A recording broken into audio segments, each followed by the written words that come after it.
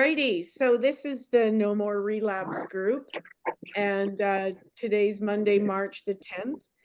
We're on page 33, on more about alcoholism, and we were discussing last time the man of 30 or the woman of 30 who had decided to not drink for 25 years until they were of retirement age. And then as soon as that time was up, went out on a full bender and was dead within 4 years. And I think last week I was sharing that that was my own experience, that when I was trying to accomplish things in life, I was sober until I either self-sabotaged the completion of whatever the goal was because I had an underlying self-esteem issue, or I actually would finish the goal and then I would go on a bender. So much that was much my experience. So now we're on the top of page 33, and we're talking about this particular man of 30. Now they're saying this case contains a powerful lesson. Most of us have believed that if we, and I've underlined this, remained sober for a long stretch, we could thereafter drink normally. Okay, that is the fantasy of every single alcoholic and addict, that one day we too will be able to drink or use once and never have a repercussion, or be able to go out and drink socially and leave it. We all have that fantasy that after we abstain for a certain period of time, we're going to be able to go out and drink like normal people. Well, I don't know an alcoholic that's a true alcoholic that won't attest to you that every time they've experimented with going out back and trying to drink like a normie, that it ends in tears. The fact for me is that when I take a drink, the drink takes me. I have no idea if I'm going to be able to stop or not because it's beyond my control. I know today, and that's why I have a program of recovery, a very solid step one, because I know I am powerless. I have no say in the matter, whatever my intentions are for the start of the evening, where I'm going to end up. And what I know, if I pay attention to my history, is I'm going to burn everything down around me that I love. And I'm going to hurt the people I love. And I'm going to do the things that I swore I would never do. It's just a matter of time. So when we're going through these stories, if you don't identify because the behavior perhaps is more extreme than you have experienced, I want you to add the word yet to that particular scenario, right? Okay, you haven't got sclerosis of the liver yet. You may have had some warning signals. You may have had some test results that are a bit shocking. Maybe youth is on your side. Give it a few more years and you have to deal with the situations like I have. Direct consequences of my drinking and using have had physical effects. You don't get to dodge the bullet in this game. And we talked about that last week as well. So listen to that recording. And we went back and we discussed how it's a progressive disease. We never get to reset the clock. Just like you never get the same feeling again of euphoria or of perfection that you might have had the first time you used something, that real buzz that made you want to try it again, that feeling of not feeling, we're always trying to recapture that, and it never comes again after we have passed a certain point. And that, if we're honest with ourselves, is another way of us saying, I am powerless over this disease. Okay, so here it says, but here is a man who at 55 years found he was just where he left off at 30. We have seen the truth demonstrated again and again. I've highlighted this. It's the truth. Once an alcoholic, always an alcoholic. So embrace it. Make peace with it. There's no point being angry about it. It's what you've got. You know, just like I've got it. So I can either continue to feel a lot of self-pity and demonstrate over and over again that I have this thing, or I can accept it and use the tools that have been given to me so that I don't actually have to suffer the consequences of this disease if I continued to use it, right? It's the medication that we take in this program that stops us from being in our illness. And that's the beauty of it. If we follow this simple program, we may still have the disease, but we're not actively sick from it. It's like having chemotherapy that worked. You live with the effects afterwards and have a beautiful life. And you don't go back and pick up the things that you know are going to kill you. We know this is going to kill us, but it's a unique disease, as I've said before, in that it lies to us in our own voice and convinces us that we can do this again with impunity. And then we suffer the consequences again and we relapse. Well, you have a choice in here. Just because that's been your story doesn't mean it has to continue to be your story. Or if you've been sober for a while and you're feeling a little bit shaky, practice the program. Get involved in helping another person. Have a conversation. Okay, so once an alcoholic, always an alcoholic. That is homework answer in step 1. That is powerlessness, right? Commencing to drink after a period of sobriety, we are in short time as bad as ever. Okay, that's just without reservation. I've written in the margin here, I can't drink. It's not negotiable. There's no bargaining with this. And if you are still in your own head bargaining with this disease and giving yourself certain little goals to reach where you're going to have a go again, then you haven't done step 1.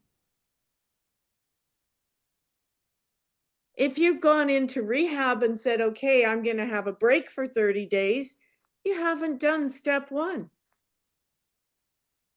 If you're thinking, I'm pregnant, I'm not going to drink for 9 months, you haven't done step 1.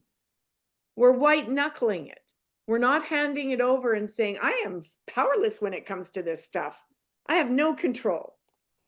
Then it says, if we are planning to stop drinking, there must be, and I want you to underline this in a big bold color, no reservation of any kind. If those words have not jumped out at you before, it's right up there with let go, absolutely, rigorous honesty. This is not the 98 or 99% club. No reservation of any kind. You can never drink again. You are never cured. Nor any lurking notion that someday we will be immune to alcohol. We don't get to wind the clock back. It doesn't work like that. Okay? So I like to think to myself now, my higher power has not gone through everything I've gone through with him, but today for me to drink again. And I have to be mindful that those thoughts and urges will speak to me in my looping brain upon occasion. But it's a bit like when you start to understand meditation, it's a bit about observing what's going on without being involved in it. To be able to kind of step back from what's going on and be very present. And today, when those thoughts come into my mind, and this is, I'm a relapser, you guys know this. I still get thoughts. I still get like insanity that'll go through my head. And I have to go now, oh, wow, that just happened. So what caused that? And then I go back and I'll talk to my sponsor about it. or I'll talk to one of you, because I have to be mindful where I am in my brain with my recovery, regardless of what step I'm officially doing. I have to be really connected to what am I doing in this program. Okay? So now we're moving on to young people. This is page 33. And this is a very interesting paragraph, and you'll see why. Young people may be encouraged by this man's experience to think that they can stop as he did on their highlight own willpower. We doubt if many of them can do it because none will really want to stop. Okay, so circle that really want to stop. I have a little bit of a difference with how this is written here. I don't think this just applies to young people. I didn't get sober and this time properly though, and work a program until I was 60. And a big part of that was I didn't want to stop.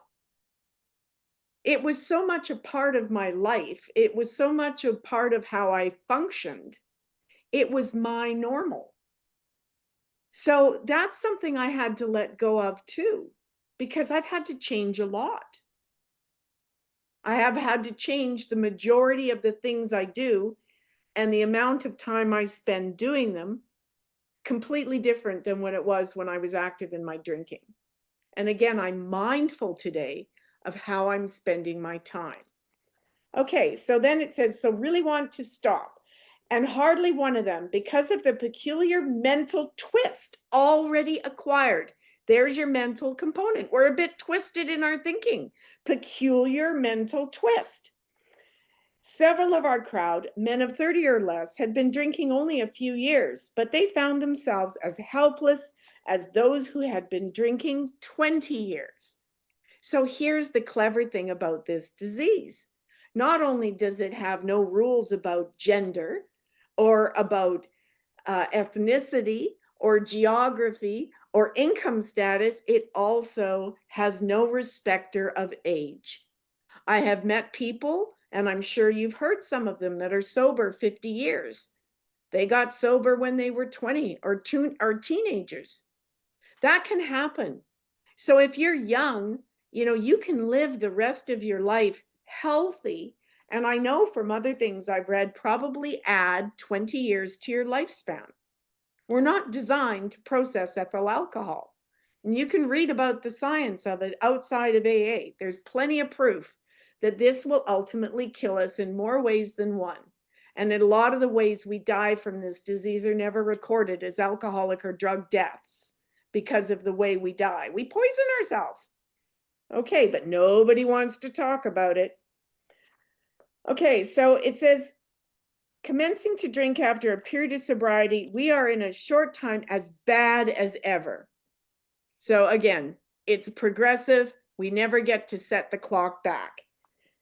If we are planning to stop drinking, no reservations. Sorry, I've already said that. So it says, sorry, I messed up there on the paragraph. So you found yourself as helpless as those who have been drinking for 20 years. So we've just gone through that it doesn't discriminate against age. We're now on the paragraph bottom of 33, starting to be gravely affected. So gravely, what does that mean? Deadly serious. If you look it up, there's a dictionary for both the 12 by 12 and a dictionary for the big book. But this is what we're talking about, deadly serious, as in death. Gravely. To be gravely affected, one does not necessarily have to drink a long time, nor take the quantities some of us have. Okay, so it's not necessarily the case that you have to drink 2 bottles of wine a day or 2 bottles of vodka a day to be an alcoholic. It can be very unique to your own metabolism for what gravely affects you. This is particularly true of women. Now, this is a bit sexist, but a lot of this was based on weight and just how we metabolize things at the time this book was written. Potential female alcoholics often turn into the real thing and are gone beyond recall in a few years. Certain drinkers who would be greatly insulted if called alcoholics are astonished at their inability to stop. Underline those words. That's another definition of powerlessness, the inability to stop.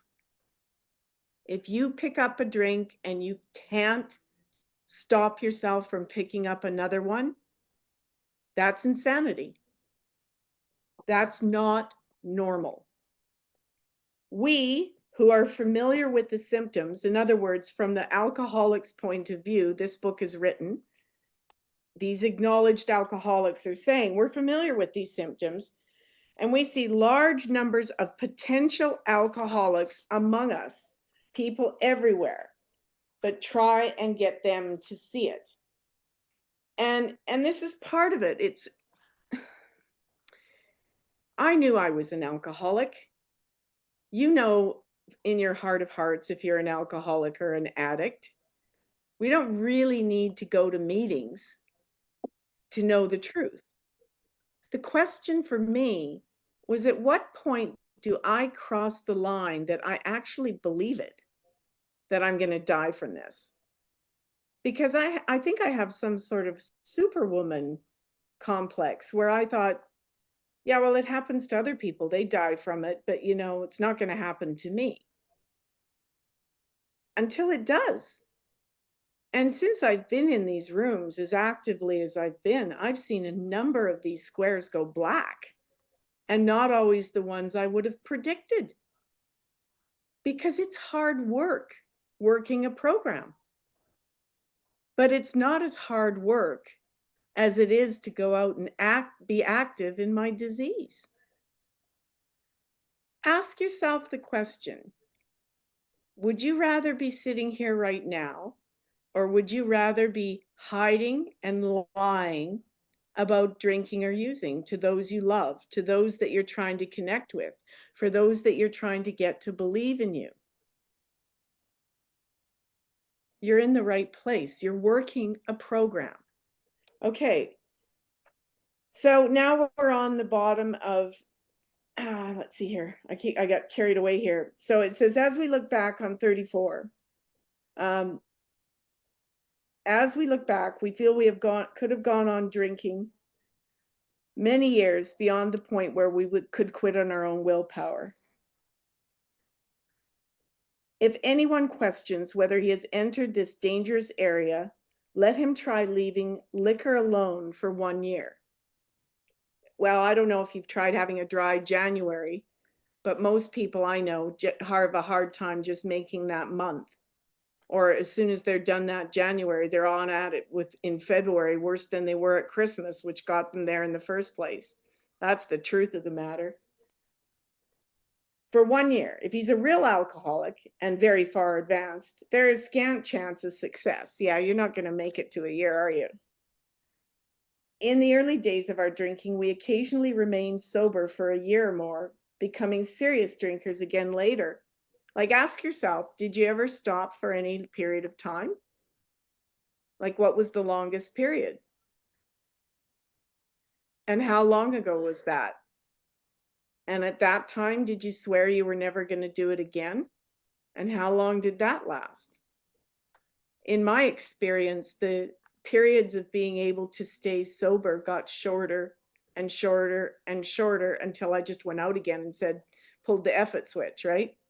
And said, oh, well, I'm in it again. You know, I've done it. So, and then it just, I didn't want to deal with going back, or didn't have the humility to come back and tell you that I'd fallen. So at least, you know, one thing I give real credit to everyone in here is you've had the rigorous honesty to own what you've done, but this doesn't have to be something you ever have to do again. What we're trying to do is recognize why we're different here. Okay, though you may be able to stop for a considerable period, you may yet be a potential alcoholic. Potential alcoholic. We think few to whom an underline this book, this is the program, will appeal, can stay dry anything like a year. In other words, if you're in this meeting and you're reading this stuff, you know you got a problem. Like, really, that's the breakdown of this paragraph. All right? And then it says, some will be drunk the day after making their resolutions, most of them within a few weeks. Now ask yourself, is that your experience? Are you saying now to yourself, well, I didn't drink a year ago? Or are you saying to yourself a few weeks ago or a few months ago? And when was the longest period of time you had before that? And you start to recognize the progression and the insanity of returning to the old behavior. So when we start to get a little bit of time under our belt and distance ourselves from our last bender, I find two things happen. One is like, I guess childbirth is supposed to be, I forget the pain of the detox and the humility and all the rest of it. And I start to get a bit cocksure, and I go to less meetings and think, hey, I've got this. I mean, I've been around AA forever. And then I'm baffled and bewildered when I've had a drink again. So take a look at your own behavior in these paragraphs and ask yourself, am I in this now? Am I working a program? What's different this time than the last time? Because we're all relapsers. So what's going to be the big fundamental shift for you this time? You got to be in it to win it, not negotiating already at the back of your mind how long you got to do this for. Yeah, you're going to have to do it the rest of your life. So in my case, I had to say, Jill, grow up and accept it. Own it. Embrace it. Okay? So then we've got, for those who are unable to quit, the question is how to stop altogether. We are assuming, of course, that the reader desires to stop.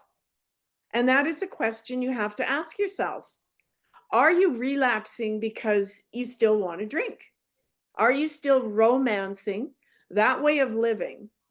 And this is just some sort of health interval you're doing.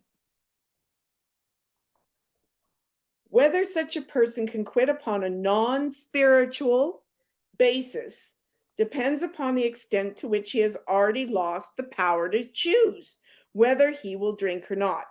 Lost the power to choose. Did you ever feel like one day you drank normally and then the next a switch went off and you no longer had the power to drink with control? Most alcoholics had a point where they could drink and manage it.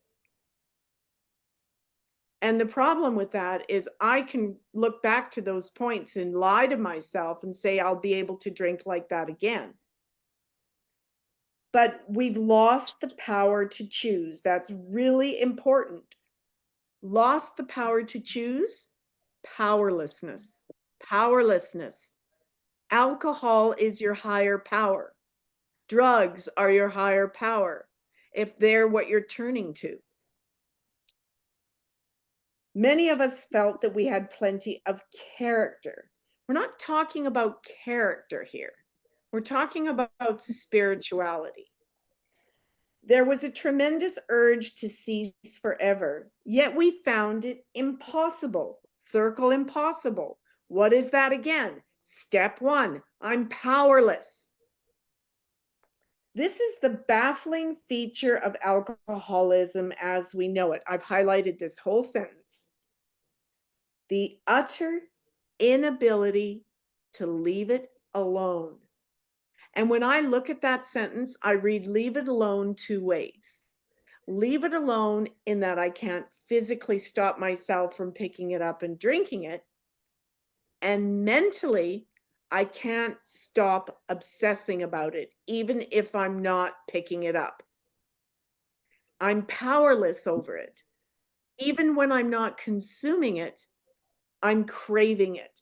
So do you understand that you've got a physical and a mental condition going on here, right? Now we know we're going to get to this spiritual malady in a second, but I found my relapsing over and over again was because I never did step one. I didn't really get that I had to be all the way in. And it wasn't until I was actually mindful of my own lies, my own con game I was negotiating because I was still in love with living that sort of life. I still thought that I could have champagne and I could enjoy it like normal people. And I still fantasized about it being glamorous. I still had this crazy notion that I was fun when I was drunk. There are lots of people that can tell you otherwise, but that's another story. Okay, so that whole sentence there needs to be highlighted, guys, and I'm going to repeat it. This is the baffling feature of alcoholism as we, you and me, know it. This is relapse, the utter inability to leave it alone. We're doing just fine, and then out of the friggin' blue, we're doing it again. Can you recognize that in your own behavior? Were you not surprised that you did it again? After all the promises and all of the consequences we've already been through, all the confrontations, all the hangovers, all the detoxes, we did it again after promising partners, children, groups, all the people that care about us. I've got it this time, and we do it again. Ask yourself as a relapser, where am I on my step 1? And the fact of the matter for me was I had never properly done step 1. And I'd been all the way through the steps.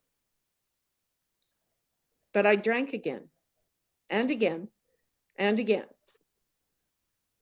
But if I can save you another 20 relapses, and remember, every time you go out there, you've got no guarantee you're coming back in here alive.